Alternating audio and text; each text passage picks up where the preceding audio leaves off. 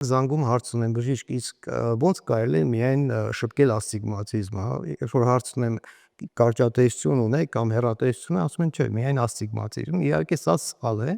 ասթիգմատիզմը դա կամ կարճատեսության կամ հեռատեսության տեսակ է կամ երկուսը միասին, այսինքն եթե մենք պատկերացնենք աչքը կլոր օրգան, ինքը ունի հորիզոնական եւ ուղղահայաց առանցքներ եւ ջրաթաղանթը, եւ եթե օրինակ եղջերաթաղանթի ուղղահայաց առանցքում մենք ունենք -3, իսկ հորիզոնական առանցքում ունենք -1, այդ -3 եւ -1 տարբերությունը երկու դիոպտրիայի, դա հենց կոչվում է ասթիգմատիզմ։ Նույնը նաեւ հեռատեսությունը։ Լինում են դեպքեր, երբ աչքում կա եւ պլյուս եւ մինուս, սա կոչվում է խառը ասթիգմատիզմ, այսինքն շատ կցանկանայի շեշտել, որ ասթիգմատիզմը իրենից չի ներկայացնում առանձին հիվանդություն, դա կամ կարճատեսության կամ հեռատեսության տեսակ է,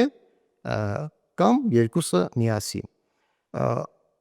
Ասթիգմատիզմի, կարճատեսության, հեռատեսության ժամանակակից շփման մեթոդներից է, ինչպես նշեցինք, լազերային կոռեկցիան, տեսողության լազերային կոռեկցիան։ Իհարկե, նախքան լազերային կոռեկցիան ավելի վաղ մանկական հասակում մենք պետք է շրկենք կամ ակնոցներով կամ կոնտակտային լինզաներով, իսկ արդեն 18 տարեկանը լրանալուն պես արդեն կարող ենք անցնել կարճատեսության կամ հեռատեսության ասթիգմատիզմի լազերային կոռեկցիայի։